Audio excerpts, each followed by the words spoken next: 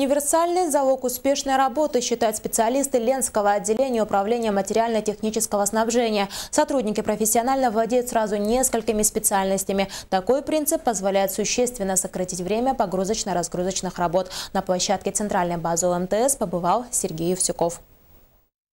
Сначала погрузка-разгрузка материалов в складе. Докеры-механизаторы формируют контейнер для отправки на север. Ровнее кладем, Коль. А вот эти же мужчины только уже на другом рабочем месте. Под козловым краном готовят 20-тонник к погрузке на автомобиль. И на складе, и под краном работа идет уверенно, сознанием дела.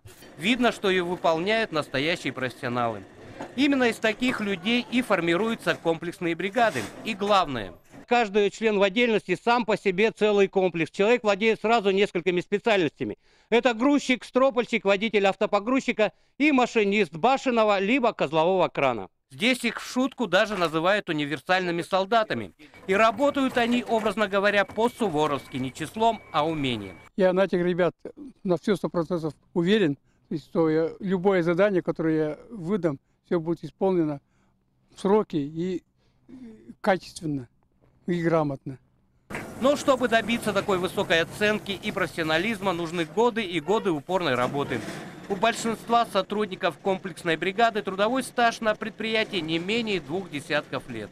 20-25 есть лет, уже за 25 есть даже лет. Работают на одном предприятии, в одном коллективе. Поэтому вы такие профессионалы. Ну да, слаженно работаем, друг друга понимаем, с полуслова можно сказать. Приходится работать в день зачастую и на 2 кранах, и на погрузчиках, и на больших, и на маленьких, и строполить, и грузчиком работать, поэтому скучать не приходится. За 9 месяцев текущего года из общего объема грузов, переработанных предприятием, в перерасчете на долю каждого отдельного докера выходит около 15 тысяч тонн. Цифра впечатляет, если учесть, что часть из этого объема выполнена вручную.